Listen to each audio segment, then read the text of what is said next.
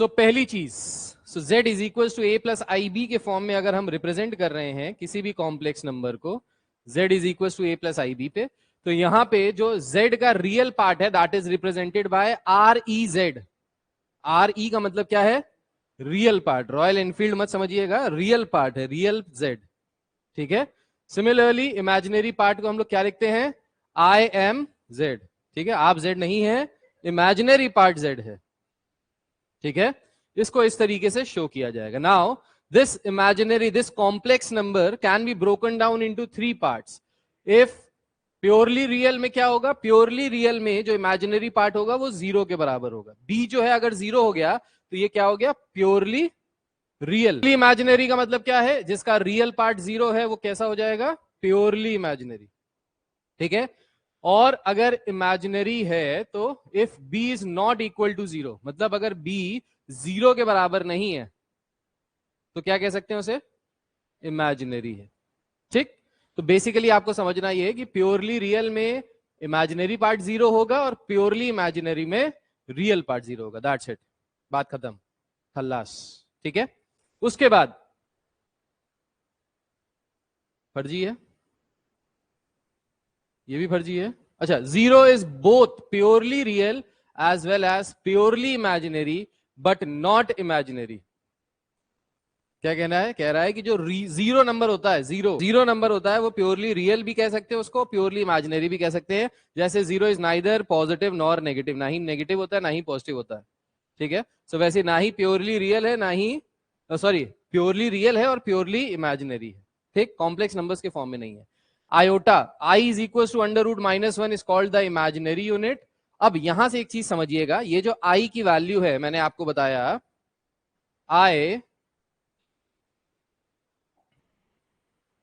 आई की जो वैल्यू है वो किसके बराबर है? Under root -1। Squaring both side करेंगे तो यहां से आई स्क्वायर की वैल्यू कितनी हो जाएगी? -1। समझ में आ रहा है ना कैसे? स्क्वायर किया तो ये अंडर रूट हट गया, ये आई स्क्वायर आ गया। ठीक है। अगर आई क्यूब करेंगे तो आई क्यूब को लिख सकते हैं i square into i. Yes और नो? आई स्क्वायर की वैल्यू कितनी है? -1। So -1 into i, this is equals to -i। ठीक है। अच्छा, अगर इसकी पावर 4 कर दें, i to the power 4, so i to the power 4 means i square into i square and i square is -1, so -1 into -1 will be equal to minus under root minus के। एक integer है और i की जो power है वो 4 का multiple है। 4 का मल्टीपल मतलब 4 की टेबल में आने वाला नंबर। कौन कौन से मल्टीपल होते हैं 4 के? साथ वैल्यू आ जाएगी i। So 4k + 1 where k is some integer, so multiple of 4 + 1 करेंगे तो किसके बराबर आएगा? i के बराबर आएगा। Similarly i to the power 4k + 2 will be equal to -1। कैसे -1? सर i की पावर, इसको लिख सकते हैं i की पावर 4k इंटू आई का स्क्वायर लिख सकते हैं। जब बेस सेम होता है तो पावर ऐड हो जाती है, राइट? आई स्क्वायर की वैल्यू कितनी होती है? -1 और आई की पावर 4k की वैल्यू कितनी होती है? 1। 1 इंटू -1 कितना हो जाएगा? -1। ठीक है। And last but not the least, i to the power 4k + 3, इसकी वैल्यू क्या होती है? -i के बराबर होती है। ठीक है। अब इसको याद कैसे करना है तो समझ लीजिए। याद करने का तरीका बहुत ही आसान है, चिंटू तरीका है। i टू द पावर 4 जो होता है वो 1 होता है, तो i to the power 4k जो हो जाएगा वो 1 के बराबर हो जाएगा। Secondly i to the power 1 that is i किसके बराबर होता है? i की बराबर होता है भाई। i to the power 1 is equal to i, right? So i to the power 4k + 1 will be equal to i। ठीक है। उसके बाद i की पावर 4k + 2, तो +2 के केस में आई स्क्वायर की वैल्यू क्या होती है? -1, तो इसलिए -1 आया। i की to the power 4k + 3, i cube क्या होता है? -i के बराबर, तो -i।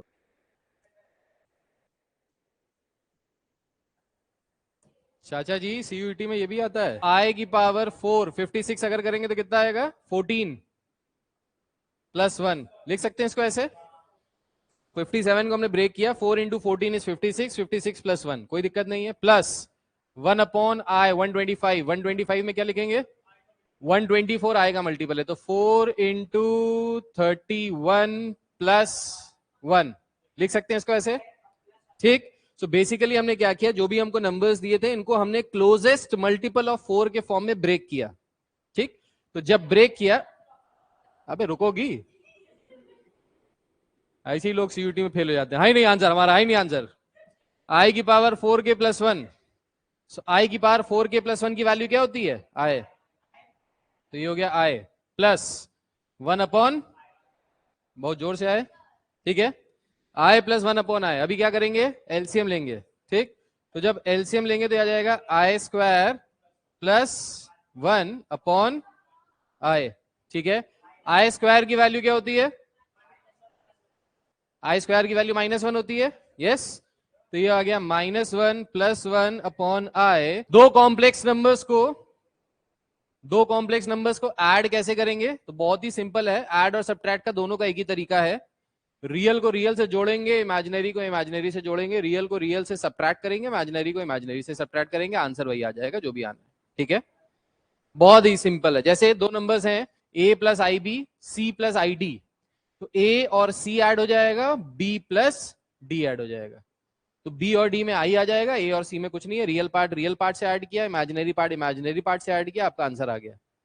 क्लियर है भाई? क्रिश जी, ठीक है। मल्टीप्लीकेशन की जब बात करेंगे तो मल्टीप्लीकेशन हम लोग वैसे ही करेंगे जैसे हमने बचपन में पॉलिनोमियल्स को मल्टीप्लाई किया था। बचपन में पॉलिनोमियल्स को कैसे मल्टीप्लाई किया था? तो बचपन में पॉलिनोमियल्स को मल्टीप्लाई ऐसे किया था, एक एग्जांपल से आपको समझाता हूं तो और अच्छे से समझ में आएगा। Let's say 2 plus 3i into 1 plus 2i, हाँ, दोनों टर्म से मल्टीप्लाई करेंगे, फिर सेकेंड टर्म को इन दोनों टर्म से मल्टीप्लाई करेंगे। बचपन में किया था ना, पॉलिनोमियल्स को मल्टीप्लाई करते थे x plus y x minus y से। सो 2 को 1 से मल्टीप्लाई करेंगे आ जाएगा 2, 2 को 2 से मल्टीप्लाई करेंगे तो आ जाएगा 4i, प्लस 3 को 1 से मल्टीप्लाई करेंगे आ जाएगा 3i, 3 को 2 से मल्टीप्लाई करेंगे तो आ जाएगा 6, और i इंटू आई क्या हो जाएगा? आई स्क्वायर। आई स्क्वायर की वैल्यू कितनी होती है? -1। तो ये हो जाएगा 2 और ये हो जाएगा बेसिकली -6 के बराबर। तो 2 - 6 कितना हो जाएगा? -4 plus 7i। So this is your Z1 into Z2। अगर इसको हम Z1 ले लें, इसको Z2 ले लें, तो इनका जो मल्टीप्लीकेशन है वो आ जाएगा। Z क्या होता है? तो अगर Z is equal to A plus i b होता है, अगर Z is equal to X plus i y है, तो इसका जो कॉन्जुगेट होते हैं इसको हम लोग लिखते हैं इस तरीके से, Z बार, Z के ऊपर क्या लगा के? बार। हाँ, ये वो वाला बार नहीं है, शौकीन मत बन जाना है। ओ सर, बार की बात कर रहे हैं, यही तो हमको जाना था, है ना सार्थक?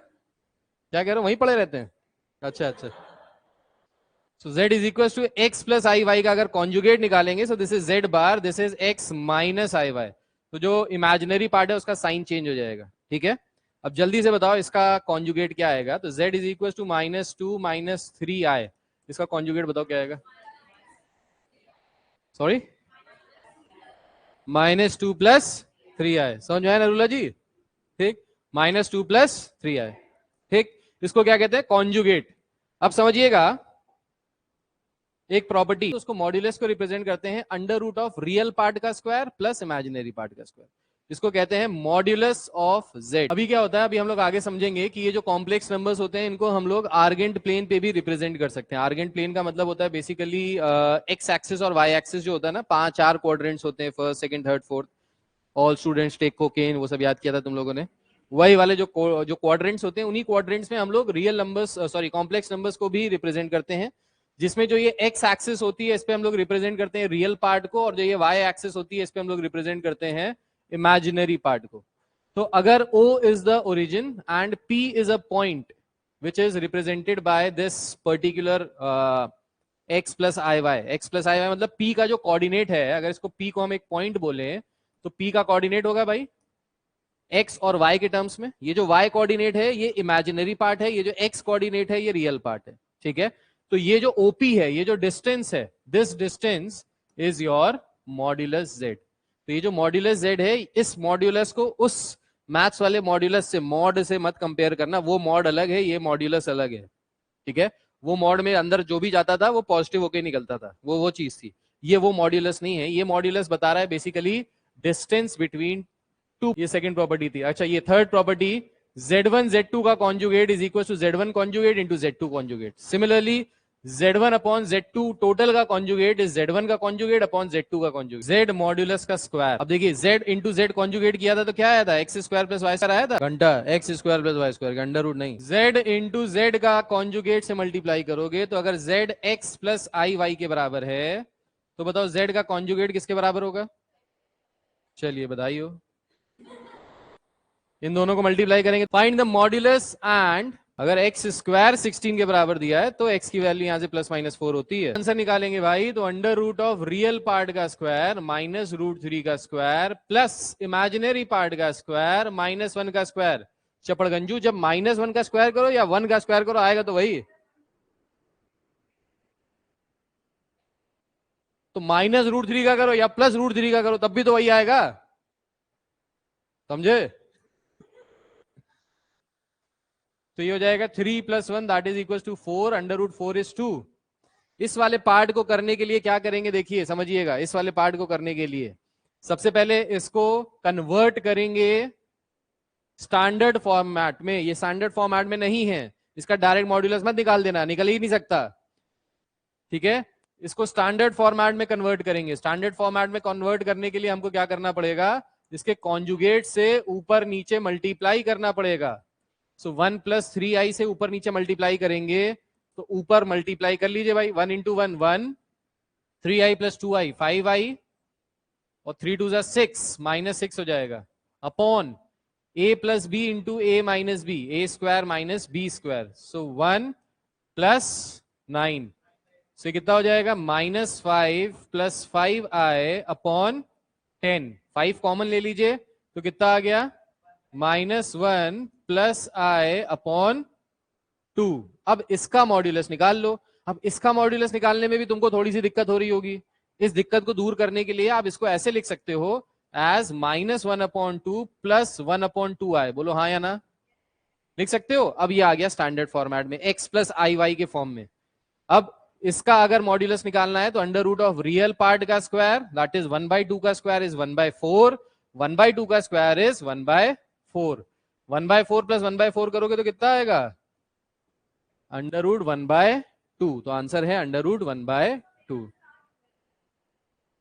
1/√2 को जो अंडर रूट 1/2 आया है इसको लिख सकते हैं 1/√2। तो √2 से ऊपर नीचे मल्टीप्लाई करेंगे तो आ जाएगा √2/2 या 1/√2। एक ही बात है। किसमें डायरेक्ट लगाएंगे, इसमें डायरेक्ट कैसे लगाया, हाँ तो वो प्रॉपर्टी से आपने सॉल्व कर दिया, कर सकते। इन्होंने प्रॉपर्टी लगाई, बता रहा हूं बेटा एक बार नित्या। सो प्रॉपर्टी है modulus of Z1 upon Z2 is equal to modulus of Z1 upon modulus of Z2। ऐसे भी कर सकते हैं इस प्रॉपर्टी से तो भी आ जाएगा। हाँ तुम क्या कह रही हो, ठीक है। Under root 112 upon under root 28। So इसको लिख सकते हैं अंडर रूट ऑफ 112 अपॉन 28। 4 से मल्टीप्लाई करेंगे, 4 2 8, 4 2 4 8 4 से करेंगे ना, 8 4 32, 3 4 2 8, 11 12, 4 से कैंसिल हो गया ये। Under root 4 is equal to two answer आ रहा है। तुम लोग का चू क्यों नहीं आ रहा था? हाँ जब मैंने सॉल्व पूरा कर लिया तो सर मेरा भी आ गया। अंडर रूट ए प्लस अंडर रूट बी क्या होता है, अंडर रूट ए प्लस बी। ये कब से हो गया? 16 को क्या लिख सकते हो, 4i। इसको क्या लिख सकते हो, क्या हो जाएगा, इस नंबर के अगर इक्वल है तो x और y की वैल्यू निकालनी है। तो इक्वल के लिए क्या करते हैं, इक्वालिटी के लिए क्या करते हैं, रियल पार्ट को रियल पार्ट से इक्वेट करते हैं, इमेजिनरी पार्ट को इमेजिनरी। तो इसको लिख सकते हैं 1y² plus i(y²) plus 6 plus i is equals to 2x plus ix। अब क्या करेंगे, रियल पार्ट साथ साथ कर लो, इमेजिनरी साथ साथ कर लो। तो हो गया 6 plus y² plus i common लोगे तो क्या बचेगा, y² plus 1 is equals to 2x plus ix।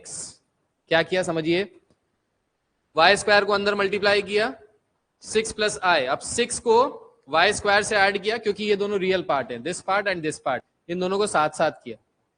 फिर y² प्लस i में अगर i कॉमन ले लोगे तो बचेगा y² प्लस 1। अब क्या करेंगे, रियल पार्ट को रियल पार्ट से कंपेयर करेंगे और इमेजिनरी पार्ट को इमेजिनरी पार्ट से। तो यहां से आ जाएगा 6 plus y square equals to 2x and y square plus 1 is equals to x। समझ में आया? अब इसको सॉल्व करने के लिए x की वैल्यू यहां रखना चाहते हो तो रख दो, तो यह आ जाएगा 6 plus y square. Imaginary numbers जैसे रियल नंबर्स होते हैं वैसे इमेजिनरी नंबर्स होते हैं। ये इमेजिनरी नंबर्स क्या होते हैं? सो नंबर्स जो अंडर रूट में नेगेटिव होते हैं, जैसे under root -3, under root -2, under root -5, these are known as imaginary numbers. इनको इमेजिनरी नंबर्स बोलते हैं। ये एक्चुअली में एग्जिस्ट करते हैं। ये ऐसा नहीं कि इनका नाम इमेजिनरी है तो ये हमारे इमेजिनेशन में रहते हैं, ये सही में रहते हैं, हमारे बीच में हैं ये नंबर्स। ये नंबर्स यूज होते हैं बेसिकली जब हम लोग माइक्रो प्रोसेसर्स डिजाइन, ठीक है। अच्छा, उसके बाद आता है इमेजिनरी नंबर के बाद एक और नया concept which is complex number. So complex number का मतलब होता है बेसिकली नंबर जो इस फॉर्मेट में लिखा हो, z is equals to a plus i b, या फिर हम बोले x प्लस आई वाई। ये आपको बुक में इस तरीके से आपको दिखाई देगा। सो कॉम्प्लेक्स नंबर्स क्या होते हैं? ऐसे नंबर्स जो दो पार्ट से बने होते हैं। एक पार्ट हो गया आपका रियल पार्ट, और ये वाला जो पार्ट है जिसके आगे आई लगा हुआ है, this is your imaginary part. So complex numbers are basically the numbers जो दो पार्ट से मिलके बने होते हैं, which are made up of two parts. The first part is the real part, the second part is the imaginary part.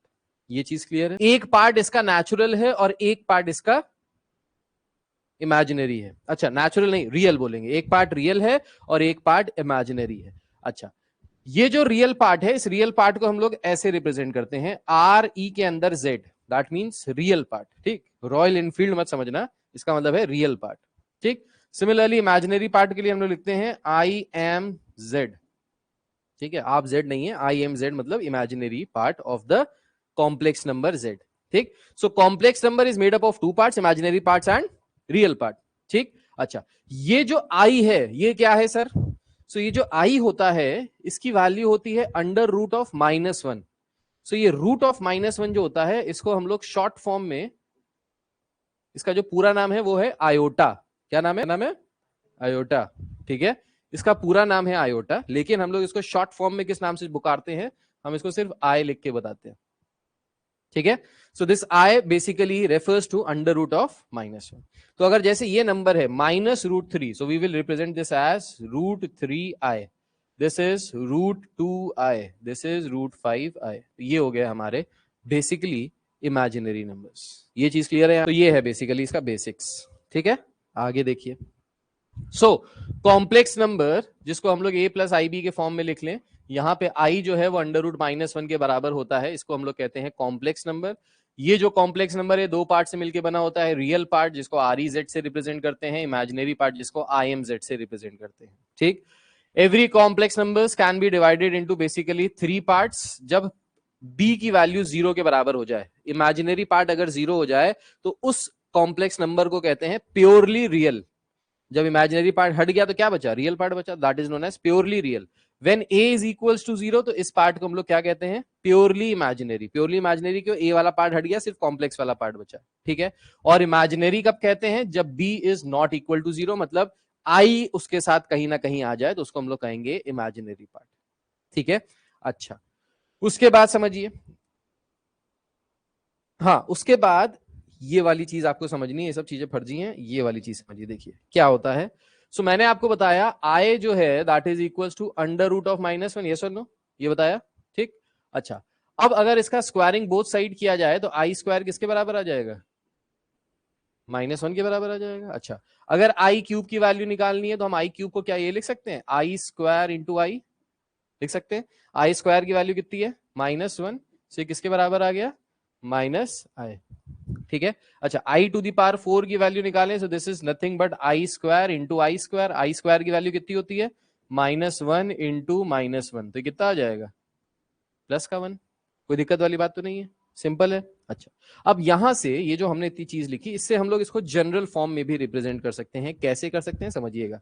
So i to the power 4k, where k belongs to some integer. अगर k कोई integer को belong कर रहा है, i की power 4k है। 4k का मतलब है ये 4k वो वाला 4k नहीं है, मतलब तो अगर i की पावर 88 है, that is a multiple of 4। ठीक है, तो इसका डायरेक्ट आंसर आता है, we can directly write it as 1। क्या आ जाएगा 1। आई की पावर 4 जो है वो 1 के बराबर आता है, वैसे आई की पावर 4k 4 का मल्टीपल वो क्या आएगा 1 के बराबर आएगा। उसके बाद आई टू द पावर 4k+1 अगर इस फॉर्मेट में लिखा हुआ है तो आई टू द पावर 4k+1 की जो वैल्यू होती है this is basically equal to i. कैसे आए? आई की पावर 4k+1 को हम लोग ब्रेक कर सकते हैं ना, आई की power 4k into i, yes और नो? भाई जब बेस सेम होता है तो पावर ऐड हो जाती है। अब आई की पावर 4k की वैल्यू कितनी है 1, तो 1 इंटू आई क्या हो जाएगा आई, तो ये आई हो गया।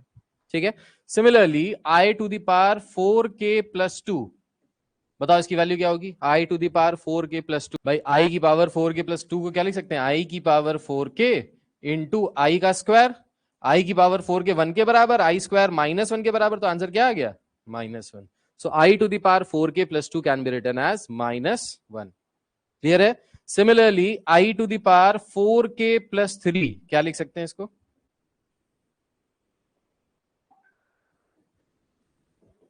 -i। Very good, this is equals to -i। ठीक है, लिख डालो इसको। सो याद कैसे करेंगे? याद ऐसे करेंगे, 4k पे 1 आता है तो 4k मतलब 4 पे 1 आता है तो 4k पे 1। ठीक है, आई की पावर 1 जो होता है वो क्या होता है? आई के बराबर ही होता है, तो +1 पे आई के बराबर होता है। आई की पावर 2 क्या होता है? -1 होता है, तो -1। आई की पावर 3 क्या होता है? -i होता है, तो √a इंटू √b किसके बराबर होता है? Very good, √ab। Similarly √a plus √b किसके बराबर होता है? √a plus √b, √a plus √b के बराबर ही होता है। इसको दोनों को अंडर रूट मत कर देना, ये बहुत कॉमन मिस्टेक है। आप लोग को लगता है मल्टीप्लिकेशन भी ऐसी होता है तो एडिशन सब्सट्रैक्शन भी ऐसी होगा, ऐसा नहीं है। ठीक है, तो ये बहुत कॉमन मिस्टेक है। अब जैसे लिखा है लेट्स से √-3, तो इसको हम लोग क्या लिख सकते हैं? √-1 इंटू √3 लिख सकते हैं कि नहीं लिख सकते? अब ये जो √-1 है किसके बराबर होता है? आई, तो ये क्या हो जाएगा √3 आई। ठीक है, इस तरीके से ये आता है। चलिए अब इस क्वेश्चन को जरा ट्राई कीजिए, ये करके दिखाओ फिर हम बताएं। I to the power 57 plus 1 upon i to the power 125, इसकी वैल्यू क्या है? चलो देखें कितने लोगों का सीयूईटी निकल रहा है। सो आई टू द पावर 57, इसको अगर हम लोग नियरेस्ट मल्टीपल ऑफ 4 पे लाएं, 4 की टेबल पढ़ना शुरू करो तो 4 की मल्टीपल में क्या आ जाएगा? ये आ जाएगा आई की पावर 4 इंटू 14+1 लिख सकते हैं। 14 4 कितना होता है? 56, 56 + 1 57। ठीक है, plus 1 upon i to the power 125 को नियरेस्ट 4 के मल्टीपल पे लाएंगे तो 124 हो जाएगा। 124 का मतलब है 31 इंटू 4 + 1 लिख सकते हैं, कोई दिक्कत वाली बात तो नहीं है। तो ये बन गया 4k+1 में, ये भी बन गया 4k+1 में। 4k+1 में क्या आता है? आई प्लस 1 अपॉन आई। अब यहाँ पे एलसीएम लेंगे तो एलसीएम में क्या आ जाएगा? नीचे आ जाएगा आई, यहाँ पे आ जाएगा आई स्क्वायर प्लस आई। ठीक है, आई स्क्वायर की वैल्यू कितनी होती है? -1 अभी बताया था। सो -1, अच्छा यहाँ 1 आएगा, -1 + 1 अपॉन आई, तो -1 + 1 कितना हो गया? 0। आंसर क्या हो गया? Option A, addition subtraction multiplication and division. ठीक है, सो एडिशन में क्या करते हैं?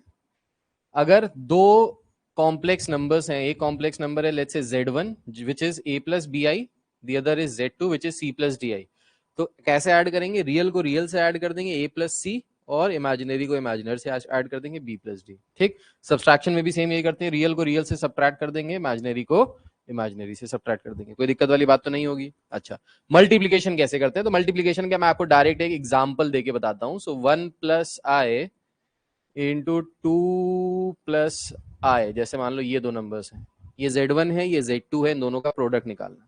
तो प्रोडक्ट निकालने के लिए बचपन में जैसे हम लोग अलजेब्रा में करते थे ना, पहले नंबर को दोनों से मल्टीप्लाई करते थे, फिर दूसरे को दोनों से मल्टीप्लाई करते थे, वही वाला तरीका लगाना है, उससे आपका आंसर आ जाएगा।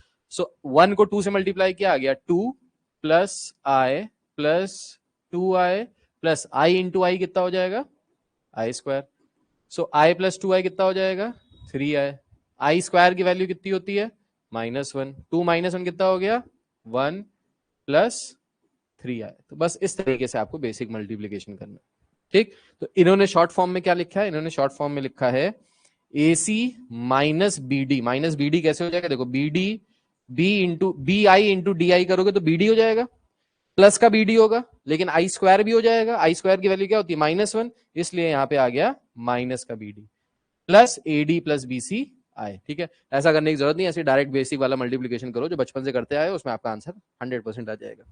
डिवीजन के केस में क्या करते हैं? तो डिवीजन के केस में समझिए, सो डिवीजन के केस में हम क्या करते हैं, सो लेट्स से ये है Z1, ये है Z2, हमको Z1 अपॉन Z2 निकालना है, तो हम क्या करते हैं, इसको कॉन्जुगेट से मल्टीप्लाई करते हैं। बचपन में रैशनलाइजेशन सीखा था, कॉन्जुगेट से मल्टीप्लाई करते थे। कॉन्जुगेट में क्या करते थे, अंडर रूट के आगे नेगेटिव साइन लगा देते थे, ठीक है। यहाँ पे अगर C प्लस डी आई है, अगर C प्लस डी आई है तो हम क्या करेंगे, C माइनस डी आई से ऊपर नीचे मल्टीप्लाई कर लेंगे, ठीक, और फिर उसको सॉल्व कर लेंगे, जो भी आंसर आएगा वो आंसर हो जाएगा। अब जैसे एक एग्जांपल के फॉर्म में देखो, so let's say 2 plus I upon 3 minus I, let's say ये है, ये Z1 है, ये Z2 है। Z1 अपॉन Z2 निकालना है, तो हम क्या करेंगे, इसको कॉन्जुगेट से मल्टीप्लाई करेंगे। सो 3 प्लस आई से ऊपर मल्टीप्लाई किया, 3 प्लस आई से नीचे मल्टीप्लाई किया।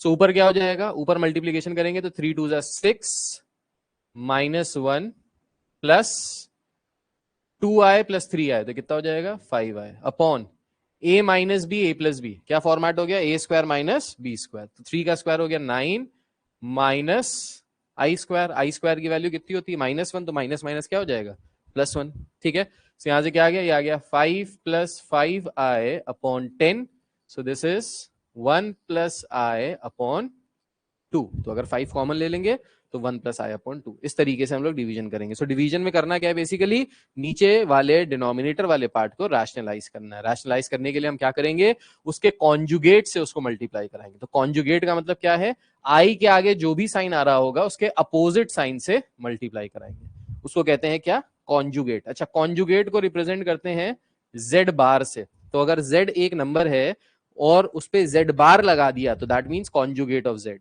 So let's say z is a number -2 -3i, तो इसका कॉन्जुगेट क्या हो जाएगा, बता सकता है कोई, अगर z -2 -3i के बराबर है तो इसका कॉन्जुगेट क्या हो जाएगा, -2 प्लस 3i। दोनों साइन नहीं चेंज करने, बस i के आगे वाला साइन चेंज करना, ये याद रखना, दोनों साइन नहीं चेंज करने हैं, सिर्फ i के आगे वाला साइन चेंज करना। कॉन्जुगेट ऑफ कॉम्प्लेक्स नंबर, अभी आपको बताया कॉन्जुगेट ऑफ कॉम्प्लेक्स नंबर क्या होता है। तो अगर कॉन्सेप्ट आपका कॉम्प्लेक्स नंबर है z is equal to a plus i b, तो उसका कॉन्जुगेट हो जाएगा a minus i b. Conjugate में हम z के ऊपर बार लगा देते हैं। अब z को अगर उसके कॉन्जुगेट से ऐड करें, इसको और इसको आपस में ऐड करें तो minus i B plus i B cancel हो जाएगा, a प्लस ए क्या आ जाएगा, twice of a, so that is twice of real part. ये है प्रॉपर्टी नंबर 1, ठीक। सेकंड प्रॉपर्टी, अगर इन दोनों को आपस में सब्ट्रैक्ट करें, तो अगर इन दोनों को आपस में सब्ट्रैक्ट करेंगे, z माइनस जेड बार लिखें तो ये माइनस हो जाएगा और ये माइनस माइनस क्या हो जाएगा, प्लस हो जाएगा। माइनस ए प्लस ए कैंसिल हो जाएगा तो ये क्या आ जाएगा, plus twice of the imaginary part, ये हो गया 2i इमेजिनरी पार्ट। ये द सेकंड प्रॉपर्टी।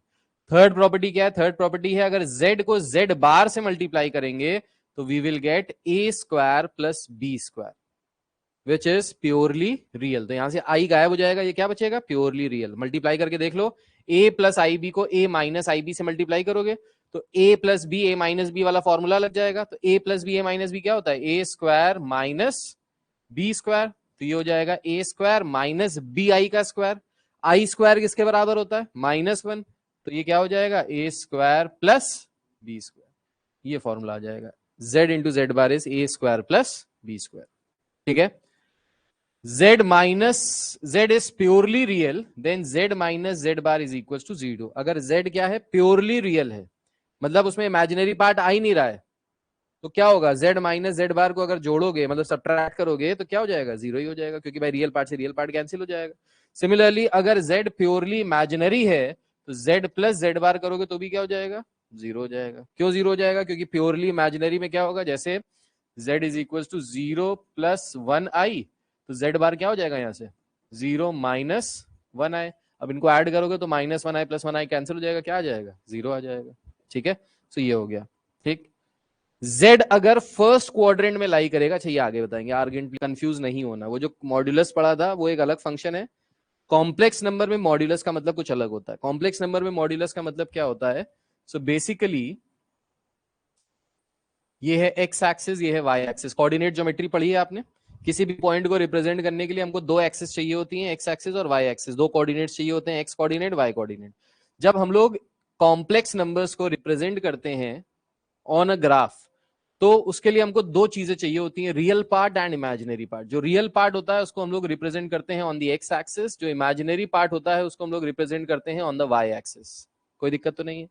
सो अगर हमारे पास एक कॉम्प्लेक्स नंबर है which is let's say z is equal to x plus i y, तो यहाँ पे जो x है ये x कोऑर्डिनेट को बता रहा है और ये जो y है ये y कोऑर्डिनेट को बता रहा है।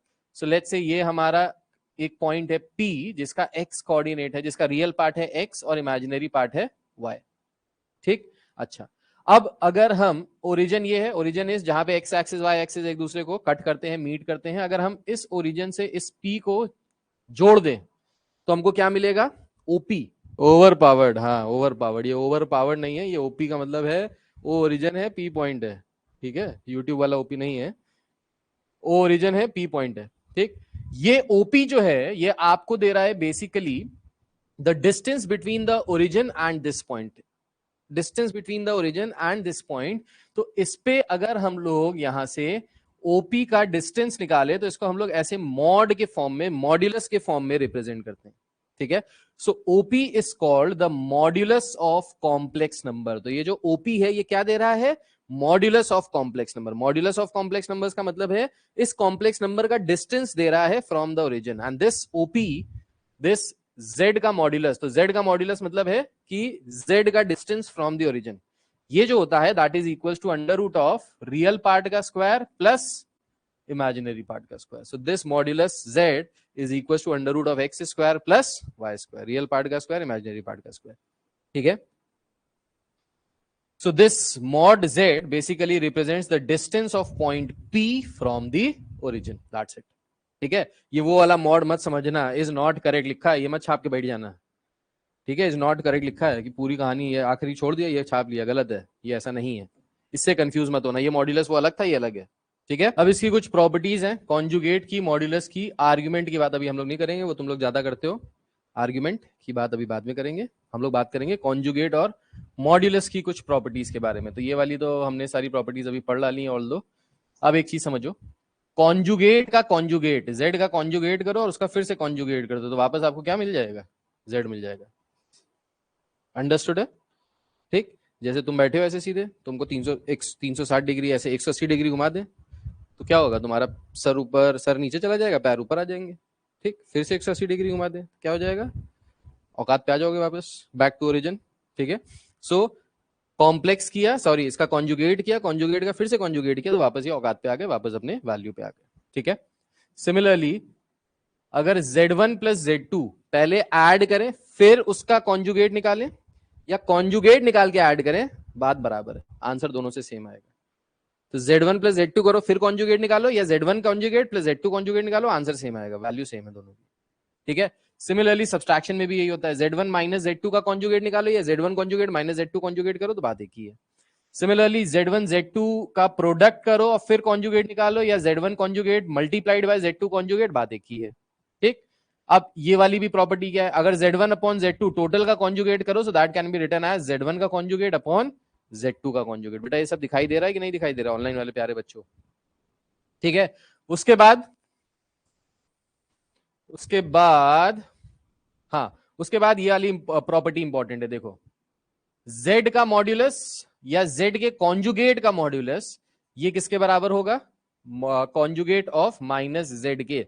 तो चाहे z का तुम मॉड्यूलस निकालो, चाहे कॉन्जुगेट ऑफ z का मॉड्यूलस निकालो, चाहे तुम माइनस z का मॉड्यूलस निकालो, ये सब क्या आएगा, under root of x square plus y square, real part का स्क्वायर इमेजिनरी पार्ट का square.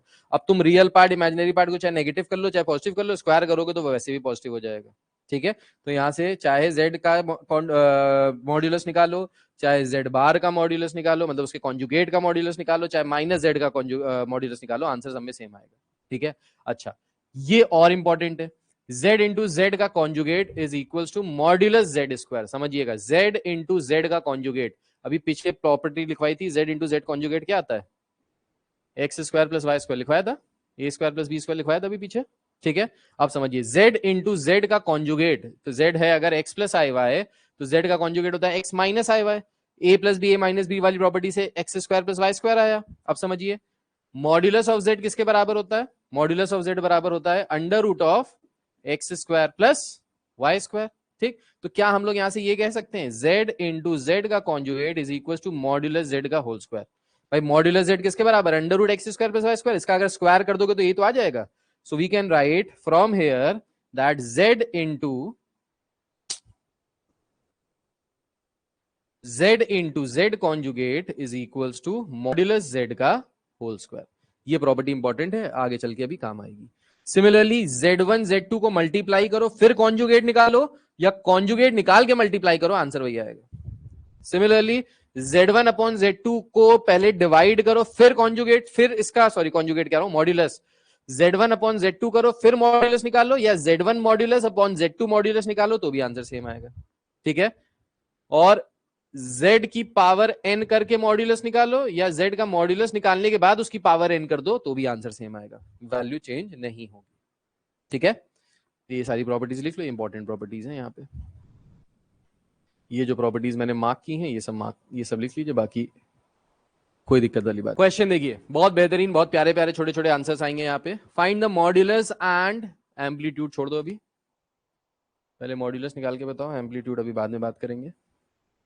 Find the modulus of the following complex numbers, इनका मॉड्यूलस निकाल के बताना।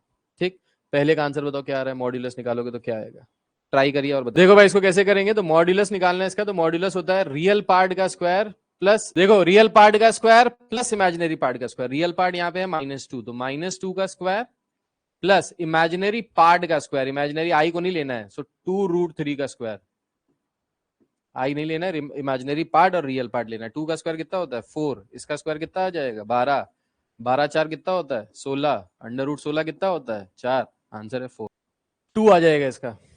√3 का स्क्वायर कितना होता है बेटा, हाँ, और 1 का स्क्वायर कितना होता है बेटा, 1 + 3 कितना होता है बेटा, √4 कितना होता है बेटा। ठीक, ये सब ऐसे ही है। अच्छा, अब ये करके दिखाओ। देखो सबसे पहले क्या करेंगे, सबसे पहले इसको सिंप्लीफाई करेंगे, स्टैंडर्ड फॉर्म में कन्वर्ट करेंगे, x + iy के फॉर्म में। स्टैंडर्ड फॉर्म में कन्वर्ट करने के लिए नीचे जो ये i दिया हुआ है इसको कॉन्जुगेट से मल्टीप्लाई करना पड़ेगा। सो 1 + 3i से ऊपर नीचे मल्टीप्लाई किया, 1 + 3i से ऊपर नीचे मल्टीप्लाई करेंगे तो आ जाएगा 1 + 3i + 2i that is 5i, और -6, 1 - 6 कितना हो जाएगा -5 + 5i, ये हो जाएगा ऊपर मल्टीप्लीकेशन। नीचे जब करेंगे तो ये हो जाएगा a + b, a - b, a² - b², तो कितना आ जाएगा 3 का स्क्वायर हो जाएगा 9, 1 + 9, तो ये 10 के बराबर आ जाएगा, तो ये आ गया -5 + 5i अपॉन 10। ठीक, अगर इसको कैंसिल आउट करें तो आ जाएगा -1/2 + 1/2i, बोलो हाँ या ना।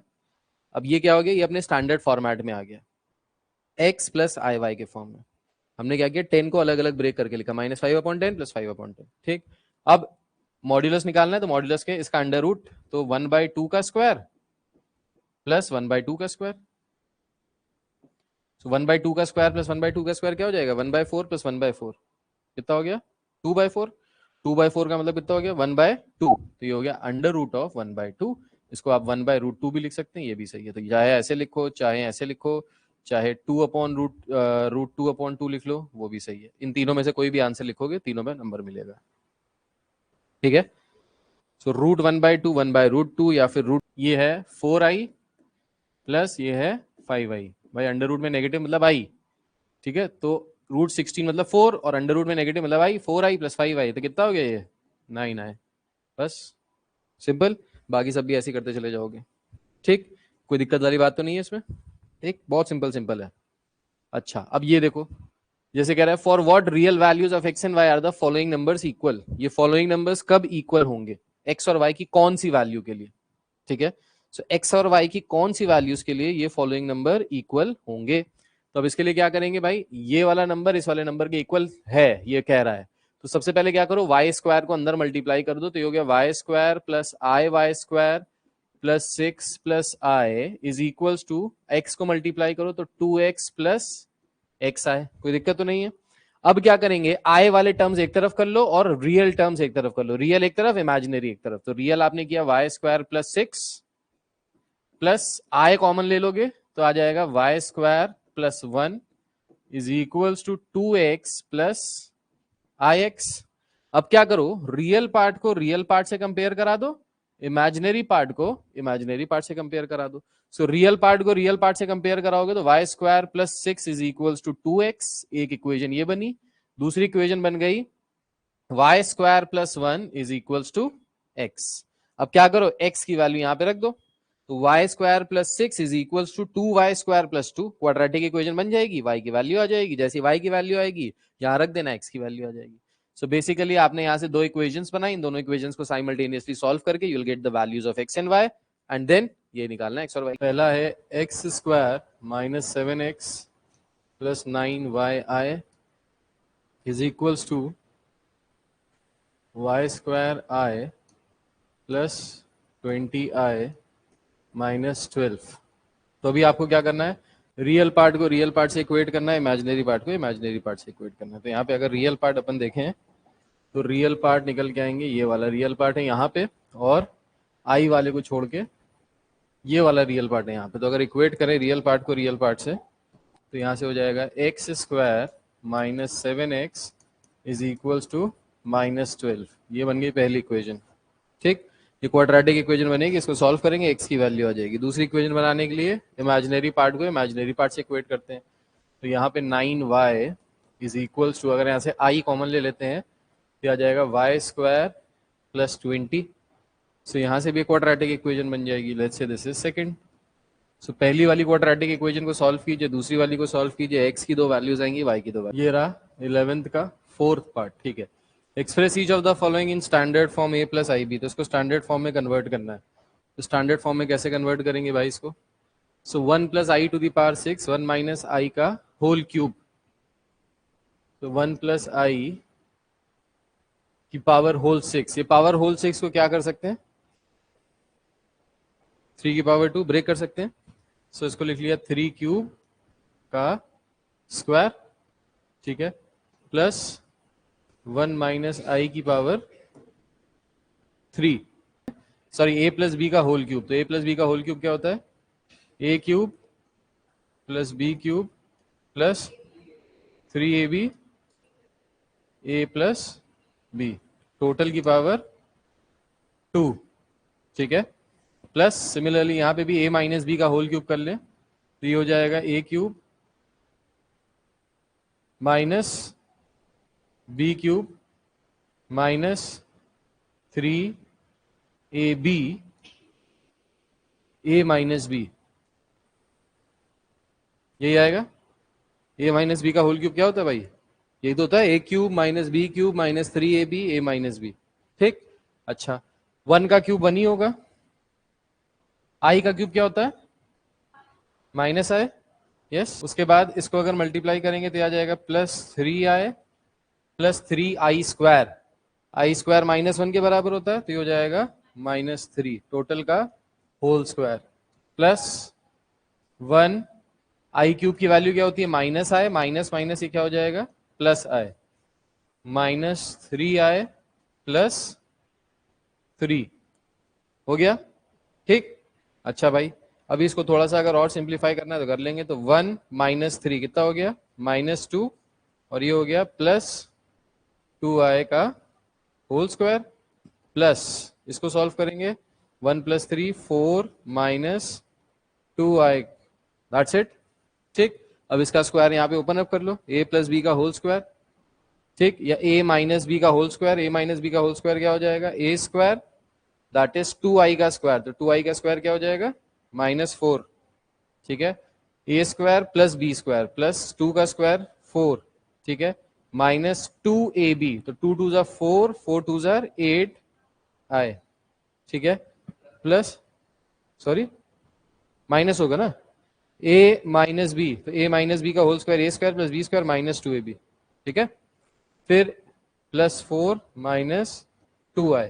अच्छा माइनस 4 प्लस 4 कैंसिल हो गया, माइनस 2i माइनस 8i कितना हो जाएगा, माइनस का 10i प्लस 4, सो 4 माइनस 10i, ये आ जाएगा हमारा फाइनल आंसर जो हमने express the following in the form of a plus i b, ये वाला।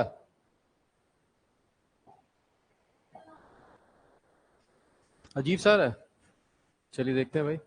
सो इसको basically a plus i b के फॉर्म में कन्वर्ट करना है। तो a प्लस आई बी के फॉर्म में कन्वर्ट करने के लिए क्या कर लेंगे भाई, यहाँ पे देखो, यहाँ पे भी डिनोमिनेटर में है, यहाँ पे भी डिनोमिनेटर में है, यहाँ पे भी डिनोमिनेटर में है, तो क्या कर लो, एलसीएम ले लो और फिर उसको सॉल्व कर लो।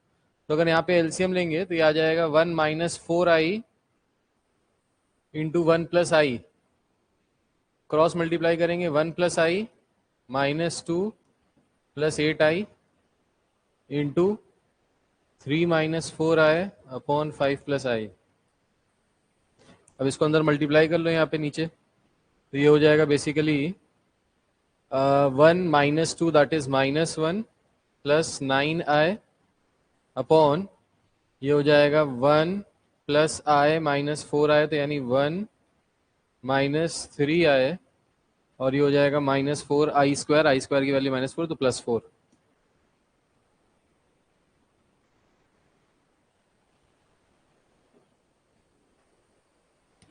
सो ये हो जाएगा 4 + 1 5 minus 3i -1 plus 9i upon 4 + 1 5 minus 3i into 3 minus 4i upon 5 plus i।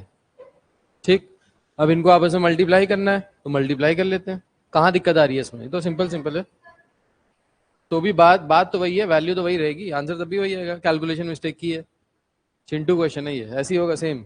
अगर अगर आपने कॉन्जुगेट से मल्टीप्लाई कर दिया है, लेट्स से यहाँ पे भी कर देते हैं, यहाँ पे भी कर देते हैं, यहाँ पे भी कर देते हैं, तो भी आंसर सेम सही आता है, चाहे उधर किया तब भी सही आता है, कैलकुलेशन मिस्टेक। एम की लीस्ट पॉजिटिव इंटीग्रल वैल्यू, मतलब इंटीजर के फॉर्म में, पॉजिटिव इंटीजर के फॉर्म में एम की वैल्यू आनी चाहिए। मिनिमम वैल्यू एम की क्या होगी? सो क्या कीजिए, ये जो अंदर वाला पार्ट है इसको स्टैंडर्ड फॉर्म में कन्वर्ट कर लीजिए। स्टैंडर्ड फॉर्म में कन्वर्ट कर लीजिए मतलब इसको a प्लस आई के फॉर्म में कन्वर्ट कर लीजिए। अब इसको कन्वर्ट करने के लिए क्या करना पड़ेगा आपको? इसको कॉन्जुगेट से मल्टीप्लाई करना पड़ेगा। तो ये है 1 + i 1 minus i into 1 + i into 1 + i, ठीक है, to the power m is equal to 1। तो ऊपर भी उसी से मल्टीप्लाई किया, नीचे से भी उसी से मल्टीप्लाई किया, तो कोई फर्क नहीं पड़ा, सेम टू सेम है। अब ऊपर हो गया 1 + i का होल स्क्वायर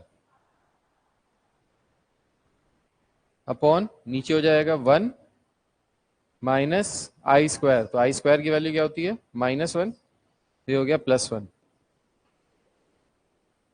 टोटल की वैल्यू m, टोटल की पावर m अब इज इक्वल्स टू 1। अब 1 + i का होल स्क्वायर करेंगे तो क्या आएगा? 1 + i square plus 2i upon 2, total की power m is equals to 1। I square की वैल्यू होती -1 + 1 कैंसिल आउट हो गया, ठीक है, 2 से 2 कैंसिल आउट हो गया, क्या बचा? i to the power m is equals to 1। अब बताइए भाई, आई की मिनिमम पावर जिसपे ये जो वैल्यू है ये 1 के बराबर हो जाए, सो m की वैल्यू कितनी आ जाएगी यहां से? 4।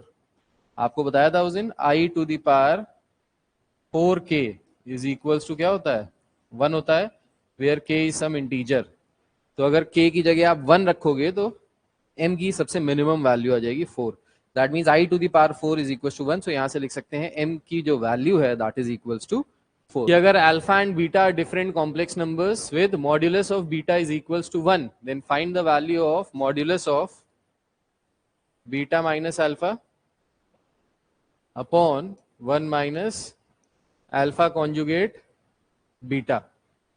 ठीक है, तो इसके लिए अपन क्या करते हैं, इसके लिए देखो एक टेक्निक है, वो टेक्निक ही अप्लाई करनी पड़ेगी। तो वो टेक्निक क्या है? बेसिकली वो टेक्निक ये है कि इसको हमको सिंप्लीफाई करना। अब इसको सिंप्लीफाई करने के लिए हमने क्या किया, हमने इसको बीटा बार से ऊपर नीचे मल्टीप्लाई कर लिया। सो ये है modulus of beta minus alpha, ठीक है, into beta bar upon 1 minus alpha bar beta into beta bar. कोई दिक्कत तो नहीं है, ऊपर नीचे बीटा बार से मल्टीप्लाई कर लिया। बीटा बार का मतलब है बेसिकली कॉन्जुगेट ऑफ बीटा, ठीक है। सो कॉन्जुगेट ऑफ बीटा से ऊपर मल्टीप्लाई किया, कॉन्जुगेट ऑफ बीटा से नीचे मल्टीप्लाई किया। अच्छा, सो अभी यहां पे क्या हो जाएगा?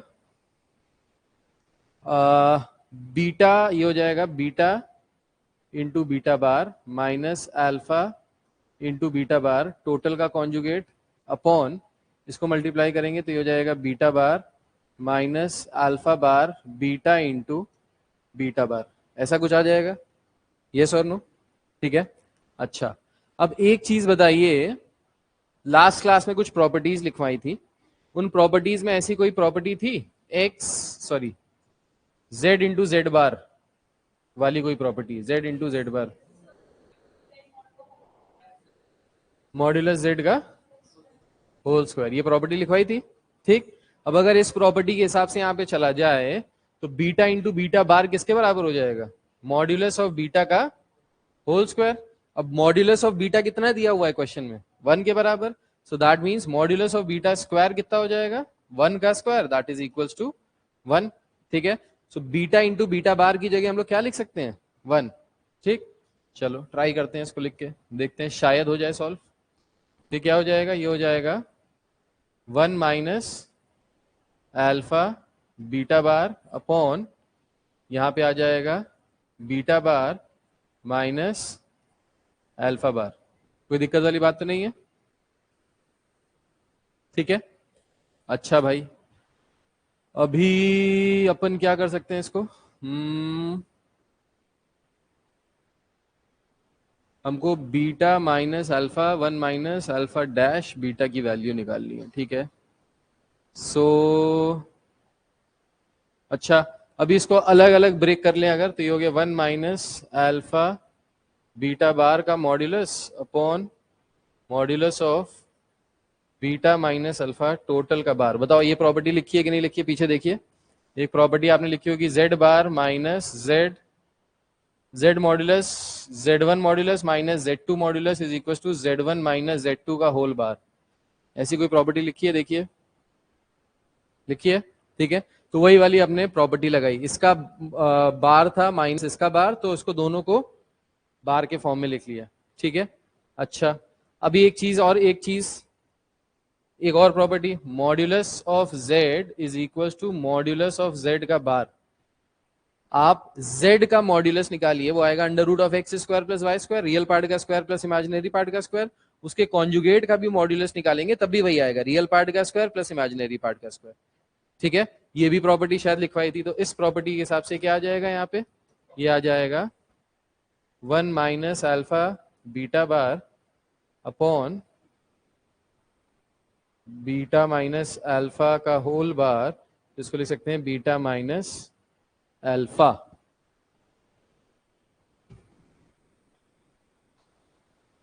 ओके, ठीक है। देखो थोड़ा सा गड़बड़ कर दिया, गड़बड़ क्या कर दिया, नीचे बीटा माइनस अल्फा आ रहा है, ऊपर 1 माइनस अल्फा बीटा बार आ रहा है, नहीं आ रहा, इससे नहीं होगा, कुछ गड़बड़ किया। अब गड़बड़ क्या किया ये बता रहा हूँ। गड़बड़ हमने ये किया है, बैक ट्रैक कर रहे हैं, पीछे की तरफ जा रहे हैं। जब हमने ये देखा कि यहाँ तक आ गया, यहाँ तक आने के बाद नहीं सॉल्व हो रहा, फिर से पीछे गए। अब पीछे जाके हमको ये पता चला, मुझे ये पता चला कि मुझे ये अंदर मल्टीप्लाई कराने से, देखो यहाँ पे बीटा माइनस अल्फा आ रहा है, अगर इसको मैं मल्टीप्लाई ना कराता तो नीचे ये टोटल क्या बन गया, बीटा माइनस अल्फा। तो ये बीटा माइनस अल्फा से बीटा माइनस अल्फा क्या हो जाता, कैंसिल आउट हो जाता, ठीक है। ये मुझसे गलती हो गई, तो ये गलती को वापस पीछे करने के लिए अपन ने क्या किया, इसको काटा। आप लोग कॉपी में इसको काट दोगे, ठीक। वापस इस स्टेप तक आए, स्टेप वन पे हमने क्या किया था, बीटा बार से ऊपर नीचे मल्टीप्लाई किया था, ठीक। इसको अंदर मल्टीप्लाई नहीं करते हैं, इसको एज इट इज रहने देते हैं। तो ये हो गया beta minus alpha into beta का कॉन्जुगेट अपॉन, इसको अंदर मल्टीप्लाई किया था तो ये आ गया था beta bar minus alpha bar beta into beta bar. अब हमने लिखा था कि बीटा इंटू बीटा बार जो होता है, this is equal to modulus of beta का होल स्क्वायर। तो मॉड्यूलस ऑफ बीटा किसके बराबर है, 1 के बराबर है। So basically this is equal to 1। तो इसको हम लोग यहां से लिख सकते हैं beta minus alpha into beta bar upon beta bar minus alpha bar. So beta into beta bar की वैल्यू जो है वो 1 हो गई यहाँ पे। अब इसको हमने क्या किया, टोटल को बार के फॉर्म में लिख लिया, इसको ऊपर को अलग किया, तो इसको किया beta minus alpha into beta bar upon, इसको लिख लिया बीटा माइनस अल्फा टोटल का होल बार, ठीक है। फिर टोटल का होल बार लगाने के बाद हमने फिर से इसको लिखा as mod of beta minus alpha into beta bar upon mod of beta minus alpha, ठीक है। तो अब यहां से फायदा क्या हुआ, ये mod of beta minus alpha से mod of beta minus alpha cancel हो गया, ठीक। बचा क्या हमारे पास, मॉड ऑफ बीटा बार, ठीक है। अब चाहे बीटा बार की वैल्यू अगर 1 है, तो अगर बीटा के मॉड्यूलस की वैल्यू 1 है तो बीटा बार के मॉड्यूलस की वैल्यू भी तो क्या होगी, 1 ही के बराबर होगी। सो मॉड ऑफ बीटा बार किसके बराबर आ गया, 1। सो दैट मीन्स इस पूरे की जो वैल्यू है ये किसके बराबर आ गई, 1 के बराबर। समझ लीजिए, देख लीजिए, लिख लीजिए, समझ लीजिए, फिर बताइए। ये वाली, ये प्रॉपर्टी है Z1 minus Z2, Z1 bar minus Z2 bar is equal to Z1 minus Z2 का होल बार। मतलब आप Z1 का कॉन्जुगेट निकालिए माइनस Z2 का कॉन्जुगेट निकालिए, या फिर आप Z1 माइनस Z2 कीजिए और दोनों का डिफरेंस का कॉन्जुगेट निकालिए, आंसर एक ही आएगा।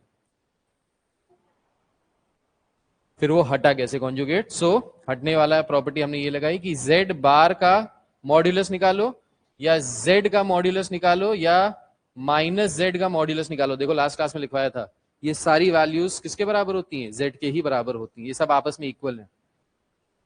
ठीक है, ये प्रॉपर्टी मैंने लास्ट क्लास में लिखवाई थी। तो क्वेश्चन अच्छा इसीलिए क्योंकि इसमें सारी प्रॉपर्टीज का यूज हो रहा है।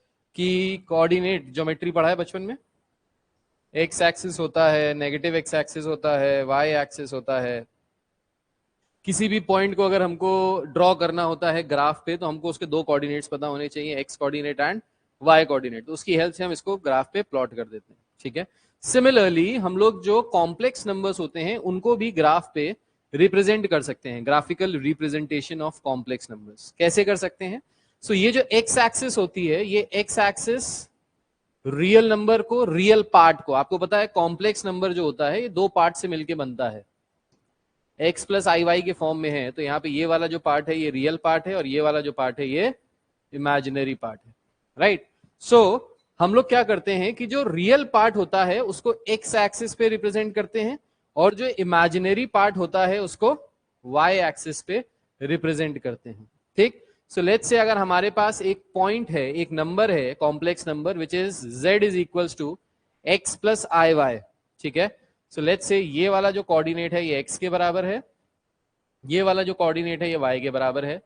तो इन दोनों को जहां पे भी इंटरसेक्शन होगा, ये जो पॉइंट होगा, let's say this point is P, तो ये point P x comma y coordinate दे रहा है। x कोऑर्डिनेट का मतलब है ये रियल पार्ट की वैल्यू है, और y कोऑर्डिनेट का मतलब है ये इमेजिनरी पार्ट की वैल्यू है। जैसे मान लेते हैं एक नंबर है z is equal to 2 plus 3i, तो 2 प्लस 3i में ये जो 2 है ये हम x एक्सिस पे रिप्रेजेंट करेंगे, ये जो 3 है ये y एक्सिस पे रिप्रेजेंट करेंगे। तो ये पूरा पॉइंट बन जाएगा, ये पूरा नंबर बन जाएगा z which is 2 plus 3i।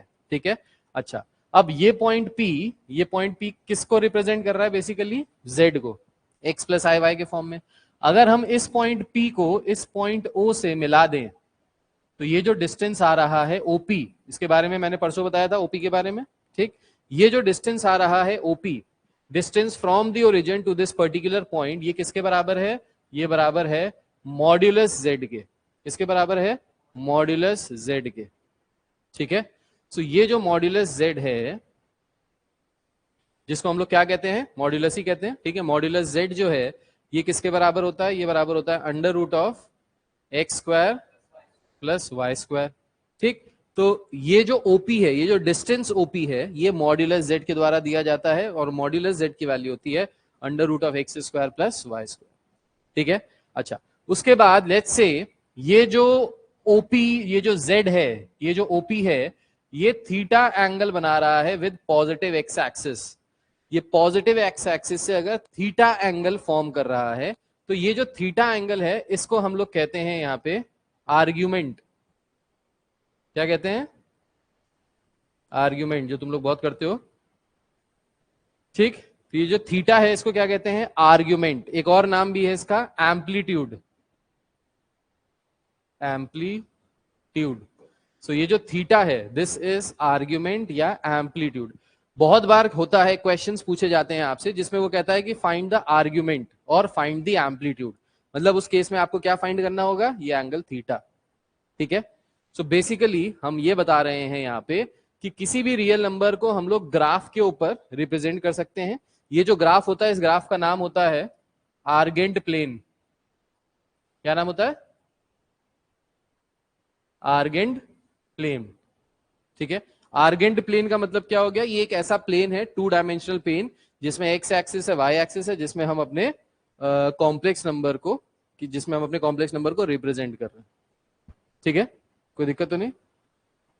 लिख लो, ये जो मॉड्यूलस z होगा ये हमेशा पॉजिटिव होगा। याद रखिएगा, क्यों पॉजिटिव होगा? क्योंकि डिस्टेंस हमेशा पॉजिटिव होता है, कभी भी नेगेटिव। अगर यही z का कॉम्प्लीमेंट दिया होता हमको, अगर दिया होता z कॉम्प्लीमेंट, तो z कॉम्प्लीमेंट में क्या हो जाता है? x minus i Y, y negative हो जाता है, x क्या हो जाता है? पॉजिटिव, तो x माइनस आई वाई में कहा जाता है, ये फोर्थ क्वाड्रेंट में, ये ऐसे बनता है यहाँ पे, ये z कॉम्प्लीमेंट हो जाएगा, x positive and y negative.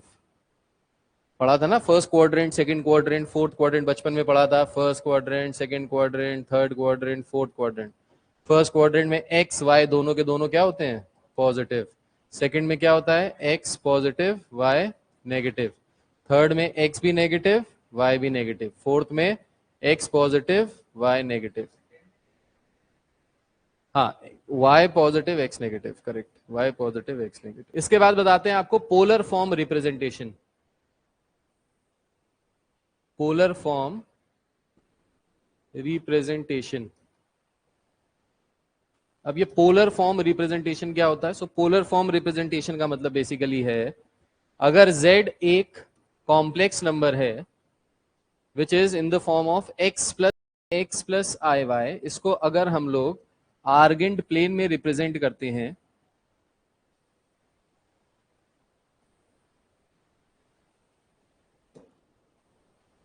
ये जो ओपी है, ये ओपी क्या बता रहा है, ये ओपी बता रहा है मॉड्यूलस जेड को, ठीक है, मतलब z का डिस्टेंस, ये जो पॉइंट p है, it has x coordinate and y coordinate, x is the real coordinate and y is the imaginary coordinate, ठीक है। तो इसको अगर हम आर्गेंट प्लेन पे रिप्रेजेंट करते हैं तो ये होता है z मॉड्यूलस और ये होता है आर्ग्यूमेंट या एम्पलीट्यूड, ठीक। अगर हम इस कॉम्प्लेक्स नंबर को इस तरीके से रिप्रेजेंट ना करके कुछ इस तरीके से रिप्रेजेंट करें, r cos theta plus r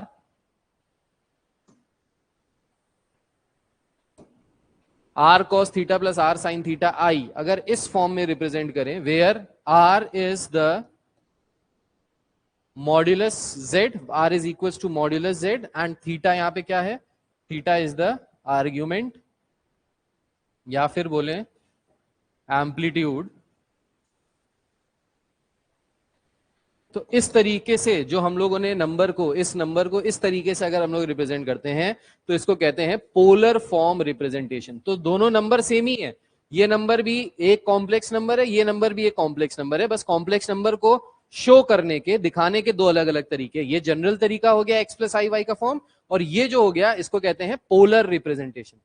polar representation में हम इसको ग्राफ पे कैसे रिप्रेजेंट करते हैं, ग्राफ पे कैसे देखते हैं, ग्राफ पे कैसे समझते हैं, उसके लिए ये वाला रिप्रेजेंटेशन ज्यादा बेटर होता है, जिसमें थीटा जो है वो, ये जो z है ये पॉजिटिव एक्स एक्सिस से कितना एंगल बना रहा है, ये थीटा है, और ये जो r है ये क्या है, ये है मॉड्यूलस z के बराबर, ठीक है। सो अगर बोला जाए यहां से r, तो r की जो वैल्यू है that is equal to modulus z, that is equal to under root of x square plus y square. तो ये जो r आएगा ये हमेशा पॉजिटिव होगा, ये चीज याद रखिएगा, क्योंकि r जो है, अब आप ये समझिए r जो है ये डिस्टेंस है, OP जो डिस्टेंस है ना, ये डिस्टेंस किसके बराबर है, r के बराबर, ठीक। ये जो OP डिस्टेंस है यहां से लेके यहां तक का, इस पॉइंट का ओरिजिन से जितना डिस्टेंस है, ये जो डिस्टेंस है that is represented by r, और we can say that is represented by modulus z, एक ही बात है, ठीक।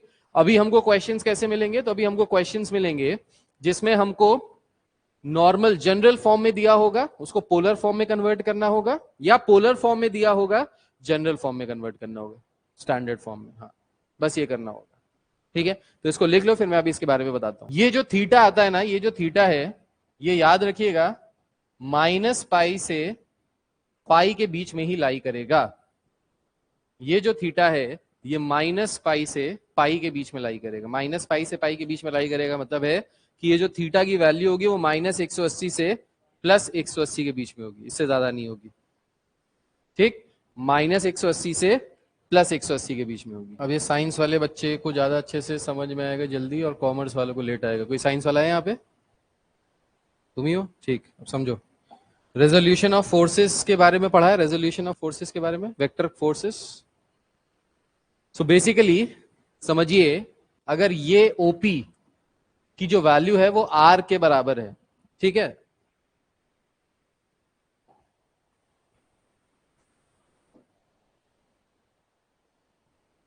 पूरा फिजिक्स समझना पड़ेगा थोड़ा सा आपको यहाँ पे, तो अच्छे से समझ में आएगा। कॉमर्स वाले ज्यादा है तो फिजिक्स ज्यादा अच्छे से समझना पड़ेगा।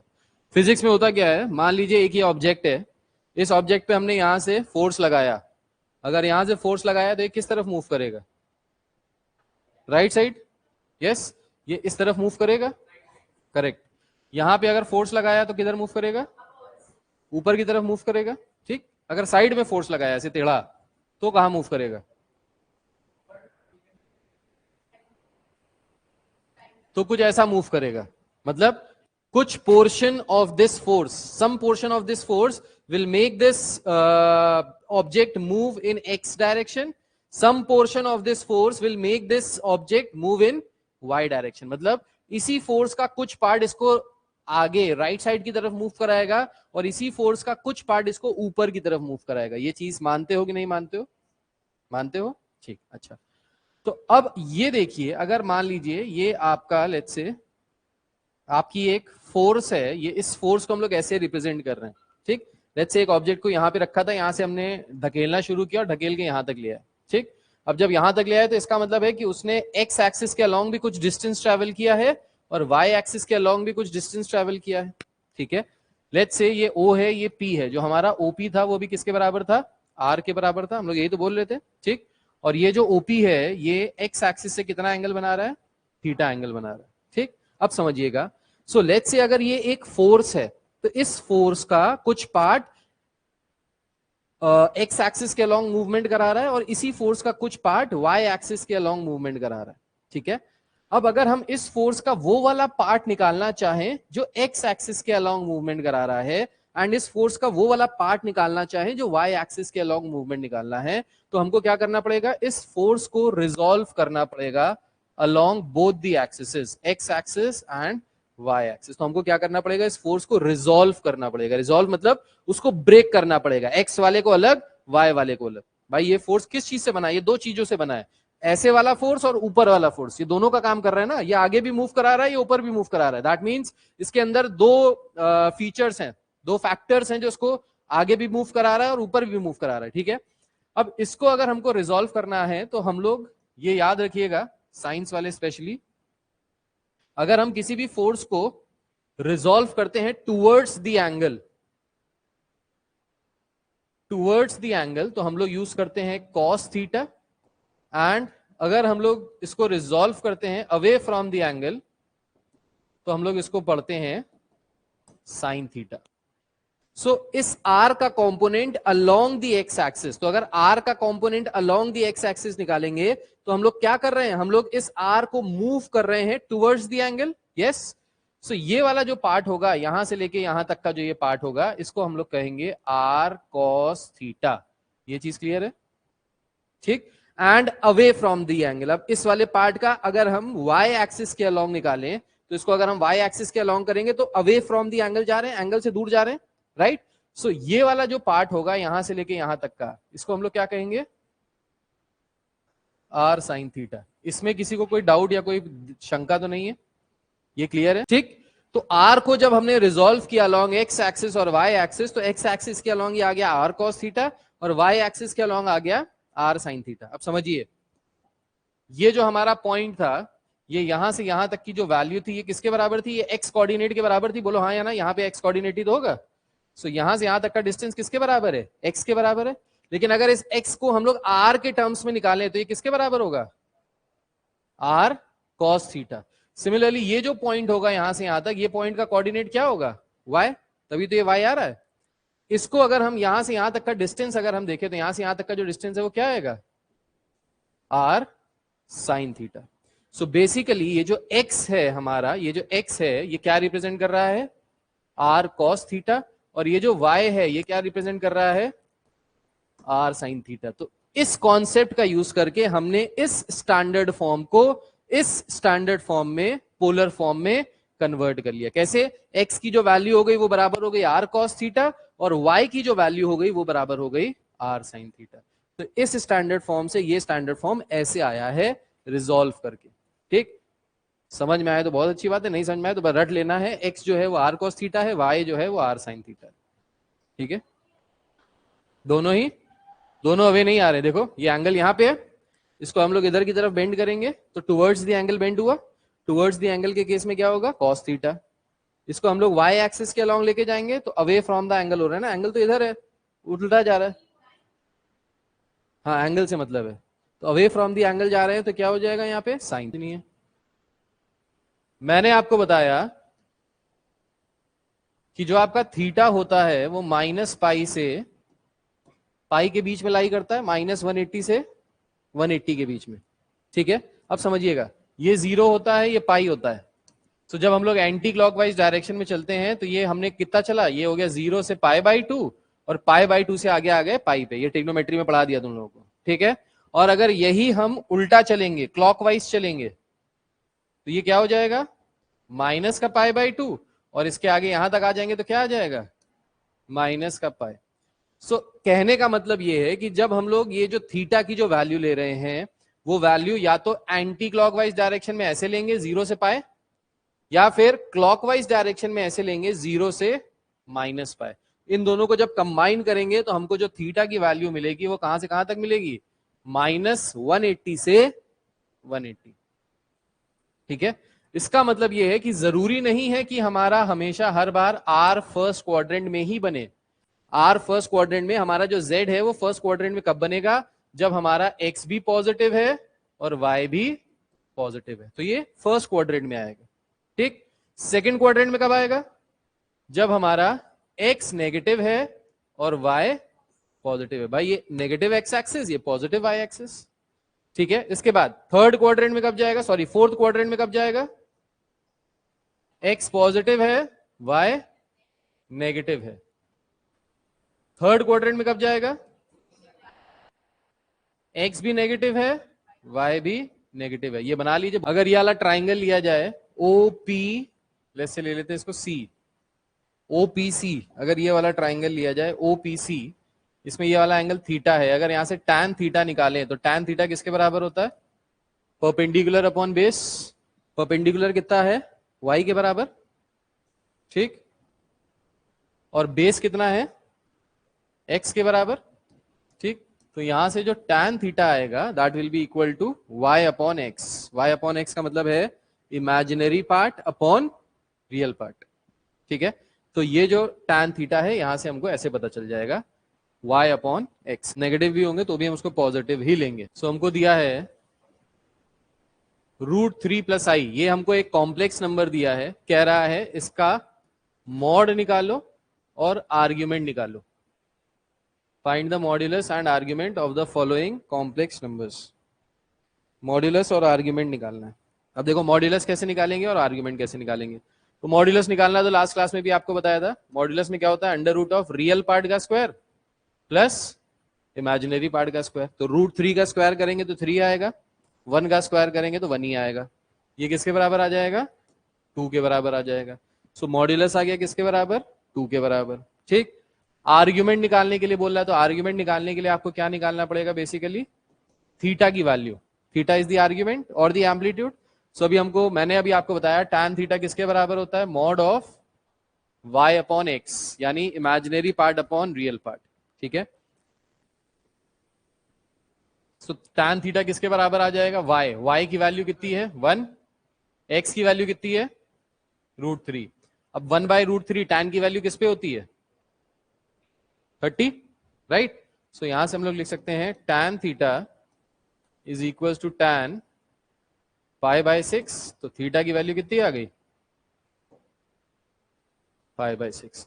थीटा ही क्या होता है हमारा, आर्ग्यूमेंट होता है या एम्पलीट्यूड होता है। तो एम्पलीट्यूड भी निकाल लिया, और तो ये हो जाएगा आपका r cos थीटा के बराबर, और ये हो जाएगा आपका